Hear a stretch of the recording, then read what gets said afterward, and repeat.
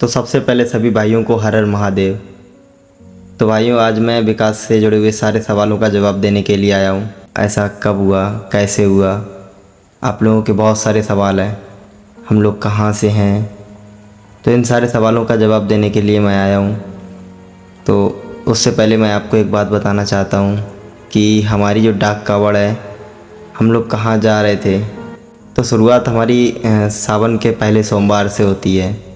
हम लोग ढाई घाट से पटना देव कली मंदिर डाक कावड़ ले जाते हैं और वो कावड़ हंसी खुशी सफल भी होती है।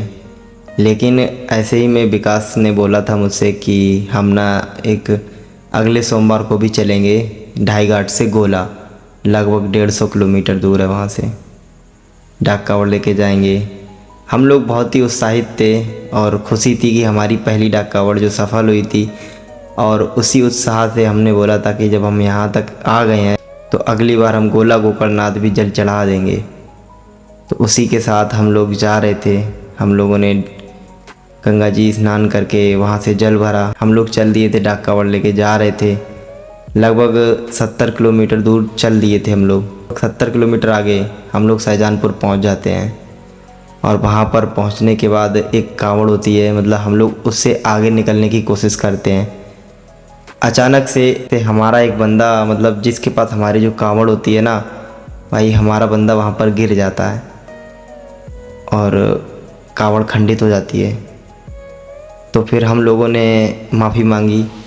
माफ़ी मांगने के बाद हम लोगों ने सोचा कि अब क्या करें, क्या नहीं करना चाहिए। देखिए, खंडित कावड़ थी, उसको हम शिव जी को जल नहीं चढ़ा सकते थे। तो फिर हम लोगों ने सोचा कि चलो फिर से वापस चलते हैं और फिर वापस फिर आते हैं जल चढ़ाने के लिए। तो फिर हम लोग वापस गए, 70 किलोमीटर तक चल दिए थे और हमारा सफ़र 150 किलोमीटर तक का था। लगभग आधा दूर हम पहुंच चुके थे।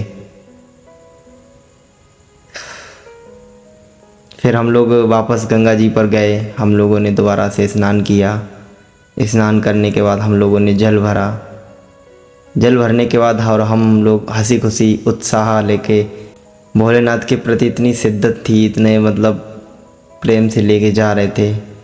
और विकास तो बहुत ही ज़्यादा खुश था, लेकिन क्या करें, कहते हैं ना कि हर खुशी इंसान को हजम नहीं होती है, किसी ना किसी की नज़र ज़रूर लग जाती है।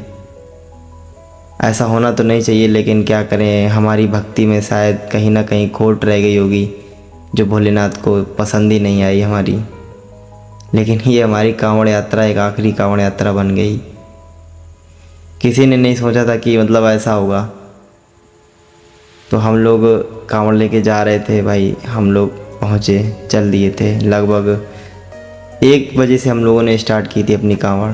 गोला गोकर्णनाथ मंदिर से हम लोग करीब 30 किलोमीटर पीछे थे, मोहम्मदी से 3 किलोमीटर पीछे। तो वहाँ पर एक पेट्रोल टंकी पड़ती है, जियो पेट्रोल टंकी, ठीक है। तो वहीं हम लोगों ने डिसीजन लिया कि ऐसा करते हैं कि कांवड़ को एक बंदा मतलब चलाता रहेगा और हम लोग थोड़ा आराम कर लेंगे, पानी वानी पी लेंगे। तो फिर हम लोगों ने वहाँ पर थोड़ा आराम किया और ये समय लगभग 7 बजे से आगे का था। तो 7:30 बजे तक हम लोगों ने थोड़ा बहुत आराम किया। तो जो कांवड़ थी, विकास बहुत ही उत्साहित था।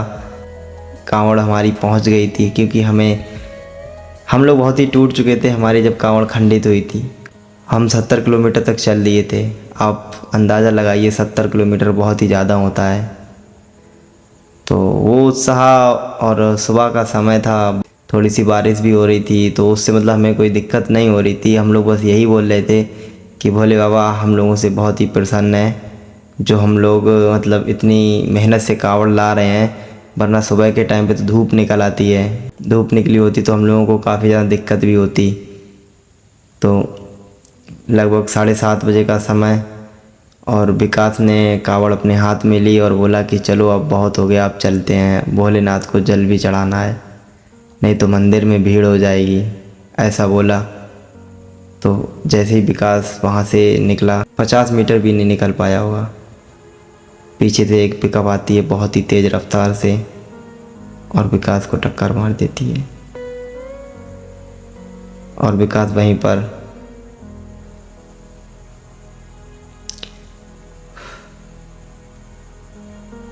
ये हुआ था हमारे साथ।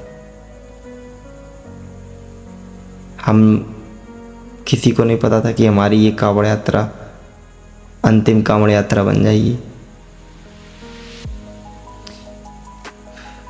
ऐसा क्यों किया भोलेनाथ आपने?